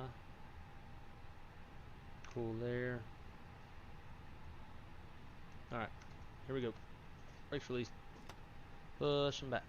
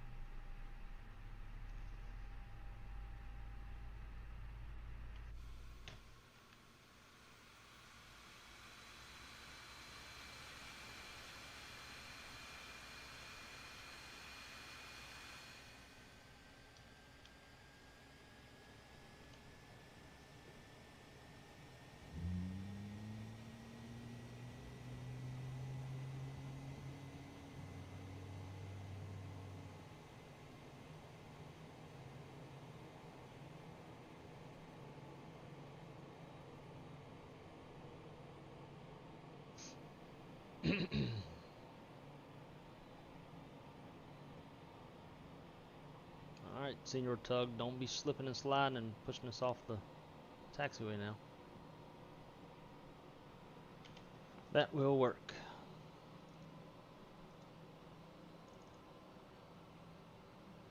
Set parking brakes.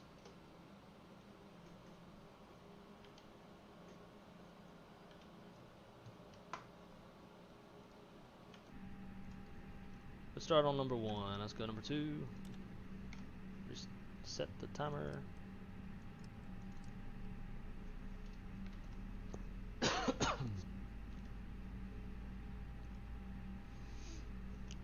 So what do y'all think of the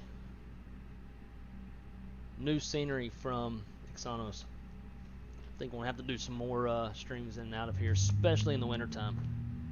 This is a fun, tough airport to fly into in the wintertime.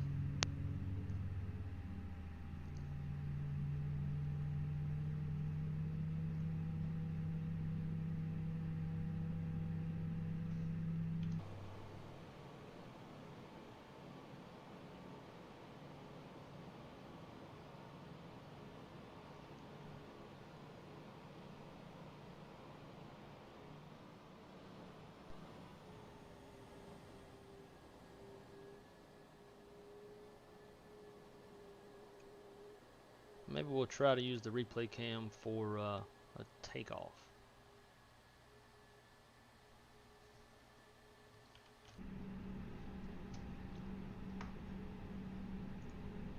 Good start on number 2. Reset.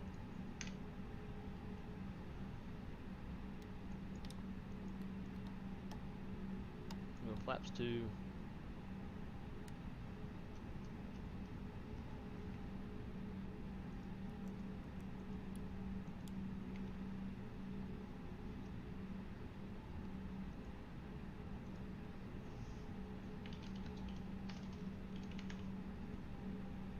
Start recording. Cool. Brakes released.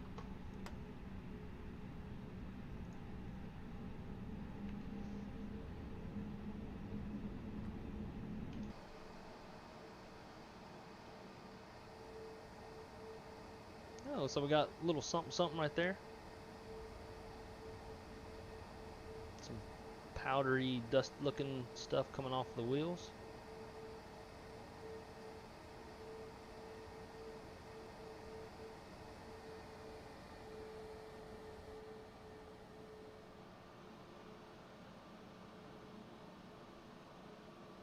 Sweet. It's a lot better than nothing. Get rid of my face again. We don't need that. We're really light. We're taxiing real fast.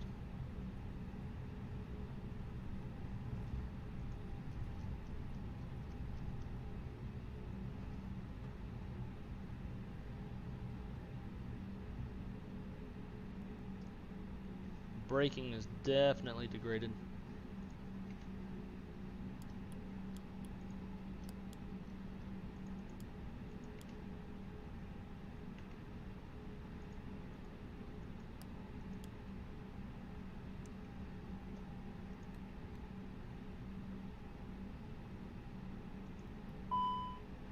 Yeah, whatever. We haven't set anything up in the McDo, so it doesn't know what our flap settings should be for takeoff.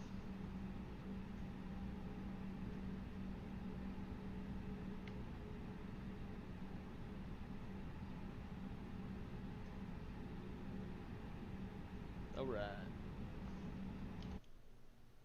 As you can see, we are down there.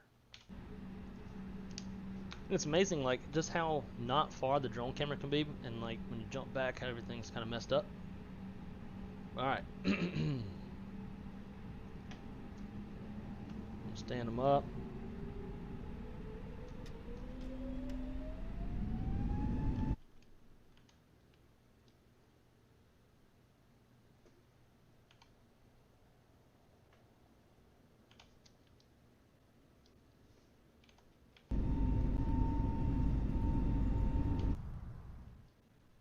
Oh, that looks pretty daggum good. Check that out.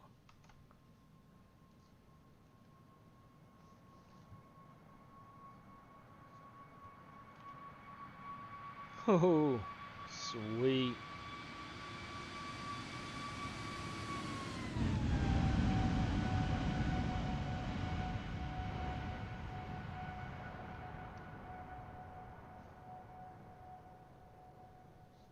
We'll say goodbye. Rocking the wings.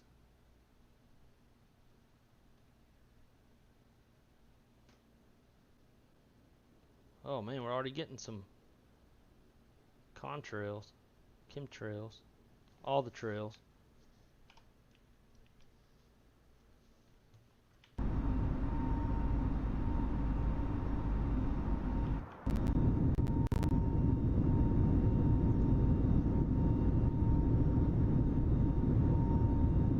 Cool.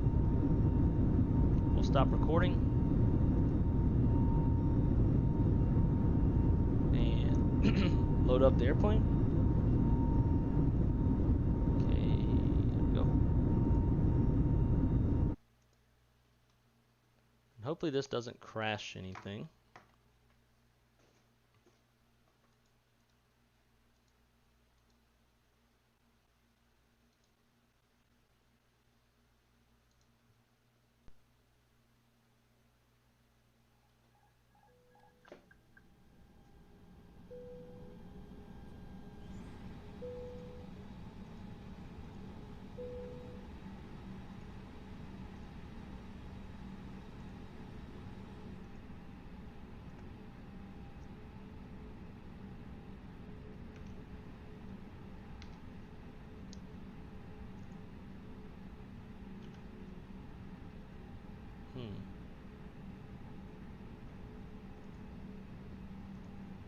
And we're playing.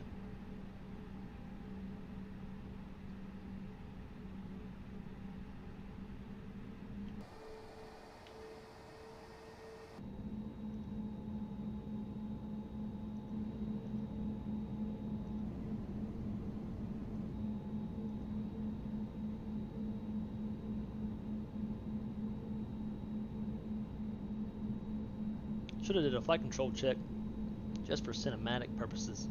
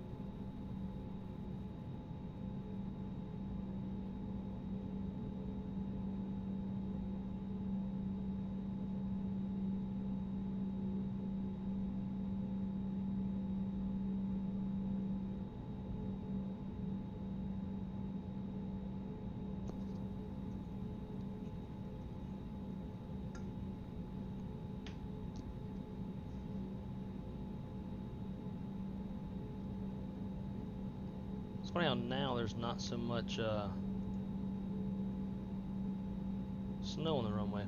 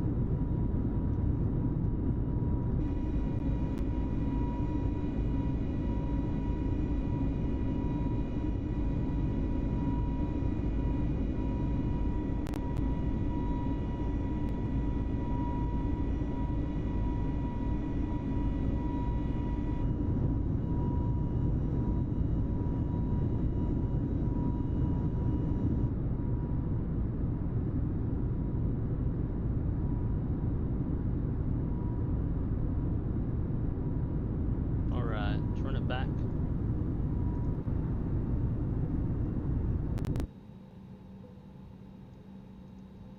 And let's do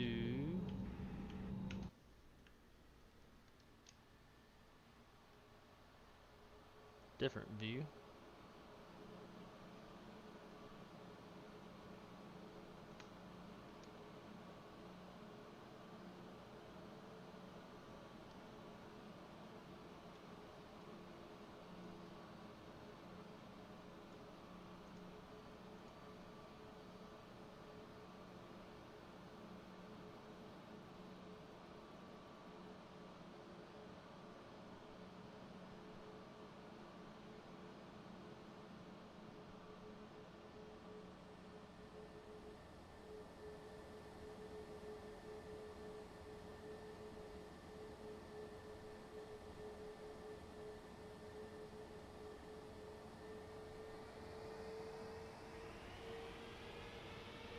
So right here I would like to see some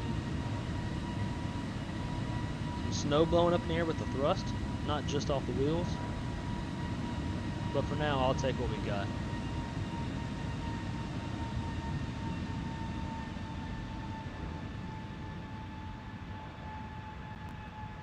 That just looks mean.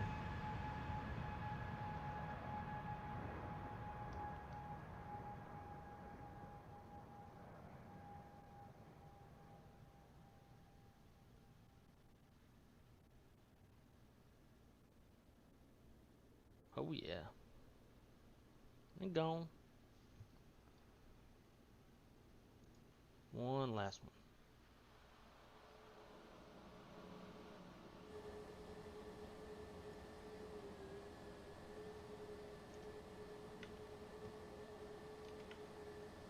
Let's go here.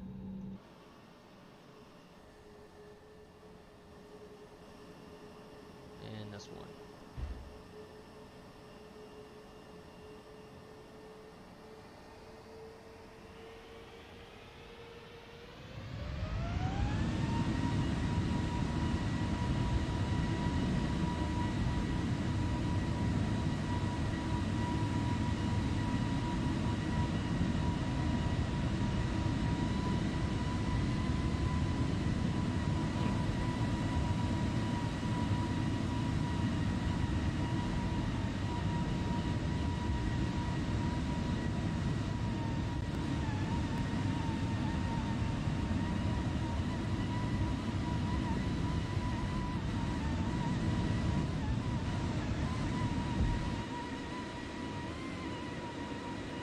Oh, that's what we should have done.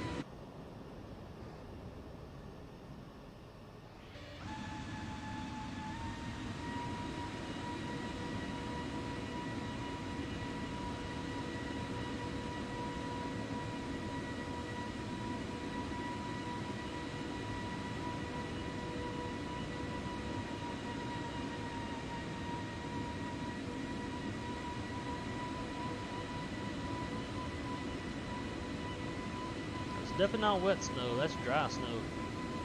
That runway looks awful wet.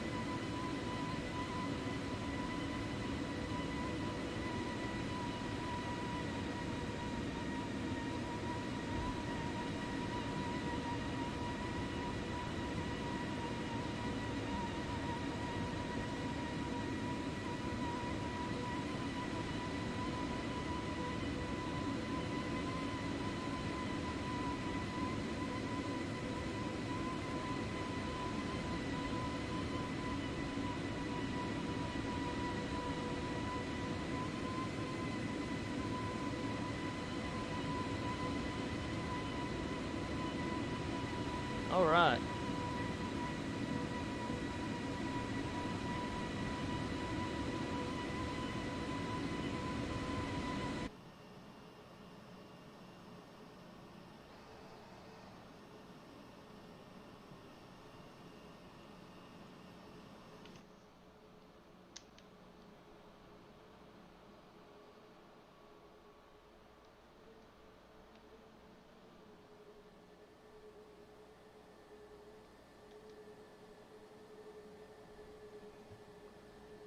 Well, it looks like we may have had some sort of technical issue with the stream, but it didn't happen at a bad time. So for those of you that stopped by and hung out with me on this first look at the Axonos Jackson Hole Airport, I appreciate you stopping by. Comment in the chat what you thought about the new airport and the price and your whole opinion on it. I'm for one happy with it. And like I always say, I appreciate any developer that's willing to spend some time on airports and give us more content to play with. So as always, I want to thank you. Hanging out with Wrong Side Simulations, flying from the right seat. And until the next one, y'all have a good one.